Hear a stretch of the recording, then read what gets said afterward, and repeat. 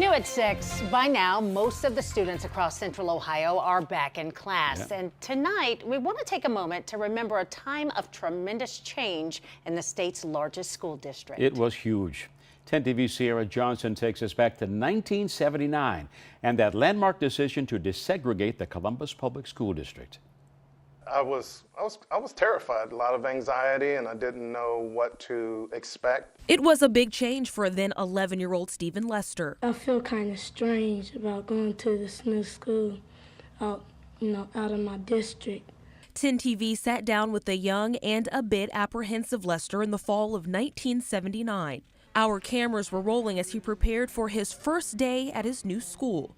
Lester became one of thousands to participate in mandatory busing, a move made to obey a federal court order to desegregate Columbus Public Schools. The one thing that I remember most is that when we got on the bus, aside from having the cameras there and everything, we had a police escort. He was bused from the Near East Side to the North Side, where he spent his 6th grade year at Mays Road Elementary. Many students from predominantly white schools were also bused to schools in black neighborhoods. Initially, yeah, you banded with those you felt, more comfortable with, absolutely. But that went away probably after the first couple of weeks. It didn't take long for this 6th grader to flourish. He says his eyes were opened. For the first time, he was learning about college and being exposed to some new music. Before, I never knew anything about rock and roll or anything like that. And of course, all of a sudden, I'm learning about heavy metal, for example. Lester returned to his neighborhood school of Champion and later Columbus East High School. 39 years later, Stephen Lester says that landmark decision made him the man he is today. I look back at that 6th grader who was able to go through life, have different experiences, and learn from the past. And that busing program was gradually phased out by the Columbus City School District, and the school began offering alternative schools and lottery schools as a way to follow that court order. I remember that case. I followed it from the federal court here. Robert Duncan was the judge at that time, all the way to the Supreme Court. And I remember that day when those buses rolled, there was no violence here.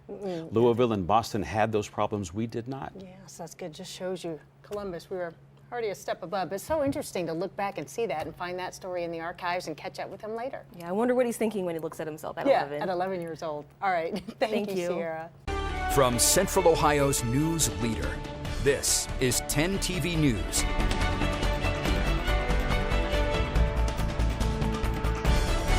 A business that provides free clothes to veterans repeatedly the target of thieves. Just this morning, in fact, burglars hit the store again. Thank you for joining us here for 10 TV News at 6:30. I'm Scott Light. The Veterans Free Clothing Store is on West Broad Street in West Columbus. 10 TV's Cierra Johnson spoke with the store owner, and she joins us here in studio with more on these burglaries. Cierra. Yes, Scott, this store is unique. The items, the suits, furniture, toiletries are all free for veterans. But for the 14th time this year, someone has come by, broken the glass, and walked out with items from this store designed to help others. Now, the folks that run the store tell me they believe this latest break-in happened between 7 and 8 o'clock this morning. At the time, the security system was not running, but they can tell thieves did get away with some of that free merchandise, primarily underwear, toiletries, and socks. The shop that is run by volunteer veterans say they're violated, and if someone was really in need of the essentials, all they had to do was ask. It's amazing. I mean, we used to have windows across this entire front, and they've all been broken in. And all we do is provide clothing and toiletries and furniture, if available, household goods for veterans and their families. It's all free of charge. Employees say what makes the situation even more frustrating after 14 years at this location in Franklinton, their lease is not being renewed. So on top of making repairs to the broken windows, the search is now on for a new storefront. Scott? All right, Cierra, thank you. Right now, a debate over the possible future of the Columbus Crew SC. Austin City Council is meeting. One topic on their agenda, a potential Major League Soccer stadium. 10 TV's Cierra Johnson is watching the developments as they come in, and she is here now to talk about What could happen with today's vote? Yes, Tracy, right now, Austin City Council members are talking specifics, working through the amendments on the term sheet between the owner of the Crew SC, Precourt Sports Venture, and the City of Austin. This meeting is approaching the hour-and-a-half mark, with members voting to approve the ancillary development amendment, giving the city final decision on additional uses. Council also discussed PCFV's payment to the City of Austin and the city's transportation agency. This comes just days after Austin Council member Leslie Poole made a visit to our capital city to check out Mopfre Stadium and the Arena District. Her takeaway, she's unsure if Austin infrastructure can handle the parking and the number of people an MLS team would bring. I would hope that if the shoe were on the other foot, if the roles were reversed and Columbus was coming to Austin to take something of ours, that a delegation or at least one council member would think that it was important enough to go check things out on the ground for herself and come down here and talk to us about the economic and impacts and the effects on our community. A council vote on the deal is slated to take place around 12:30 Eastern Time. A vote to move forward with the project could mean the Crew SC would be a step closer to heading to Texas. We will, of course, continue to bring the latest both on air and online. Tracy. All right, Cierra, thank you for joining us. To our big story at 5, a vote hundreds of miles away puts another hurdle in front of an effort to keep the Columbus Crew SC here in the capital city. This passes 7-4. Austin City Council voted to move ahead with talks with the owner of the Crew SC and plans for a new stadium there. The city of Columbus says the fate of the club will be decided in court in the capital city. Cierra Johnson is live at Mopfre Stadium tonight for us this evening. And Cierra, you watched the Austin City Council members go back and forth on this issue today for hours. Yes, it was after hours of discussion back and forth regarding the wording of some of the amendments, and even at times some heated conversation regarding Precourt's financial obligations. Members of the Austin City Council ultimately decided to move ahead with the stadium plan and enter formal negotiations with the owner of the Crew SC, Anthony Precourt. Now take a look at some of this video. This is from the meeting. Again, it took more than 4 hours to talk through and clarify more than 25 amendments or terms, and council took time, of course, discussing each and every point. Some of those points of contention: ancillary development and PSV's responsibility of contributing to Austin's transportation agency. Both of those amendments did pass, but a proposed annual rent increase did not. Council has now approved the amended version of the terms, which gives the green light for planning for the stadium. Members of the Austin City Council expressed both elation for what's to come, but others on council urged Precourt to continue to work to become a true player in Austin development, seeing as he's an outer-town investor.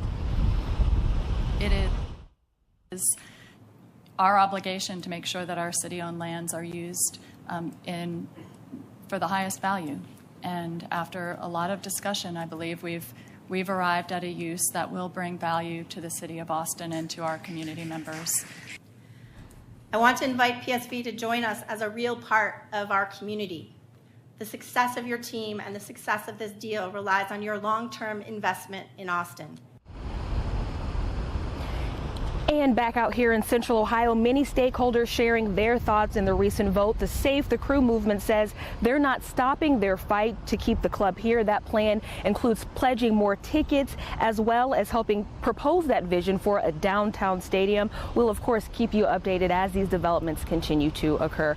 We're live at Mopfre Stadium. Cierra Johnson, 10 TV News. Now, despite the controversy surrounding Coach Meyer, fans are still excited for the game. Yes, they are. 10 TV's Cierra Johnson joins us with reaction from OSU's campus. Cierra? Yes, Jerry, Yolanda, tomorrow is the official start of football here at The Ohio State University, but the season is getting off to a bit of a different start. That is without head coach Urban Meyer. Now, again, Meyer is suspended for the first 3 games of the 2018-2019 season, but as tailgate tents go up and excitement begins to build for the season opener, fans I spoke with say the current suspension will not impact fan turnout here at the Shoe or the team's performance. I think Urban Meyer has a system, and because he has a system, I think they know what they're supposed to be doing. I don't think it'll impact enthusiasm. Ohio State fans are ride or die, so I think it'll be the same. I know I'll definitely be the same for it. So. And a lot of fans I spoke with today say this investigation has put a lot of national focus on both the university as well as the football team. They say tomorrow will be the test to see how they do in the midst of adversity. We're live here at The Ohio State University. Cierra Johnson, 10 TV News. All right, thanks, Cierra. And Buckeye excitement really translates to big cash. It does. 10 TV Cierra Johnson joins us with one business cashing in on college football. Cierra. Hi, Jerry and Yolanda. I know tomorrow there will be a lot of eyes focused on what's happening on the field, but a lot of people and a lot of pocketbooks will be down the road at Conrad's.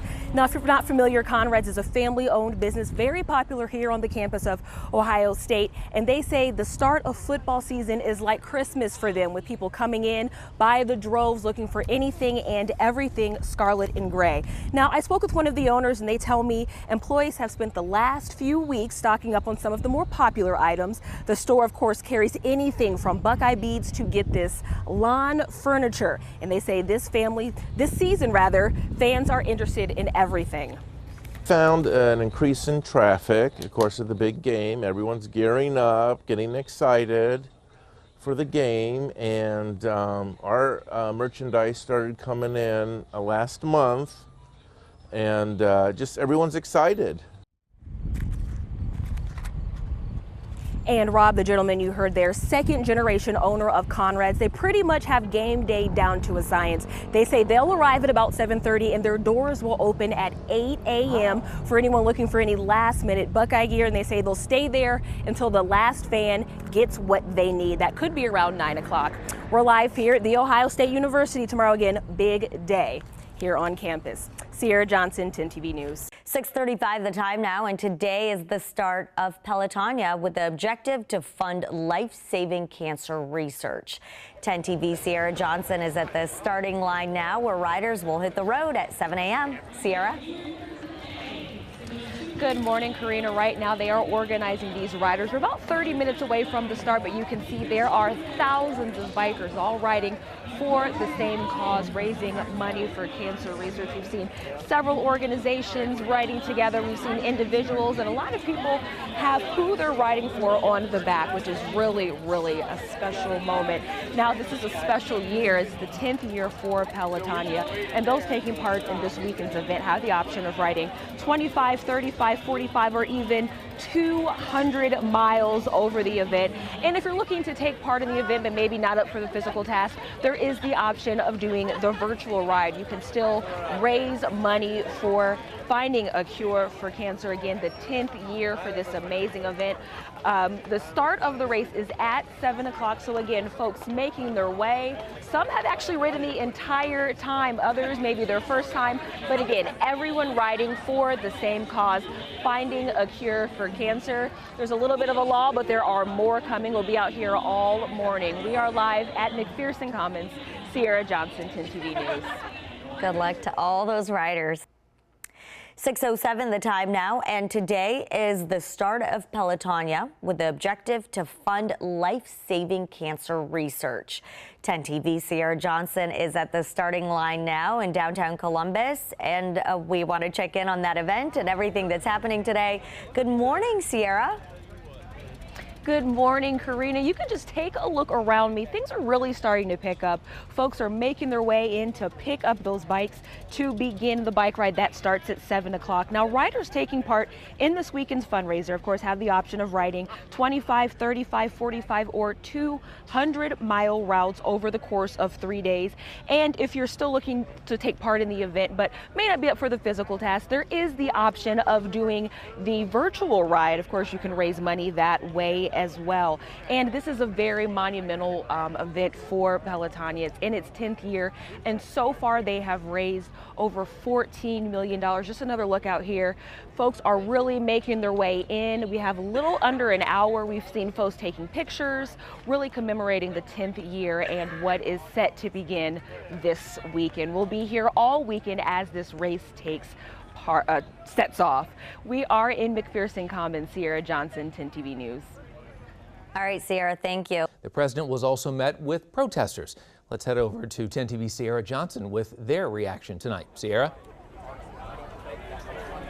Yeah, Scott, we're about 15 minutes from the time that President Donald Trump was scheduled to begin speaking. And just to kind of set the scene for you, outside of that venue, there is still quite a long line of people waiting to get near the front of the building. At one point, I spoke to an individual who said they had been standing for about an hour, hour and a half just to get to the security checkpoint. You can't see all the way down, but we actually walked part of the path, and it goes beyond the high school at some point, coiling around a couple of times and then loop back. But then right where the line is, if you want to pan over there, of course, are the protesters. The protesters began making their way here at what point the doors were supposed to open, about 3:30. Several groups protesting a variety of issues. The protesting group appearing a bit smaller than those wanting to get into the venue. Some of the protesters we spoke with said they're out here expressing concerns over issues ranging from immigration to what they consider racist and sexist language used by the president. We also spoke to a group over there on the left side of your screen. That is a group of former and current Olentangy Orange High School students. They said they're not only expressing concern about the administration, but the school district's decision to actually allow the president to hold a rally here at Olentangy Orange High School. I see people quoting it on Twitter, Facebook, Instagram that this is going to be a stain on my school, and honestly, I can't say I disagree with them because the president is at your school, and especially a president with such a history, a market history as Donald Trump. It's something that we're going to remember, and honestly, it's not something I'm proud of either. I don't know, I guess seeing like all those like kids protesting makes me realize that like I'm not here necessarily just to hear that, but also just to support like Trump in general. And back out here live again, a shot of those lines making its way all the way past the high school. We have not received official word if they have cut the lines off, if they have an overflow section. Some folks were even talking about the possibility of having classrooms set up. All of this, of course, coming from those that have been waiting in line. We have not received official word of exactly the current status of availability for room inside of the venue. We'll be out here all night exploring both the protesters as well as those hoping to get in and those who actually had a chance to make it in. We are live at Olentangy Orange High School. Cierra Johnson, 10 TV News. And while President Trump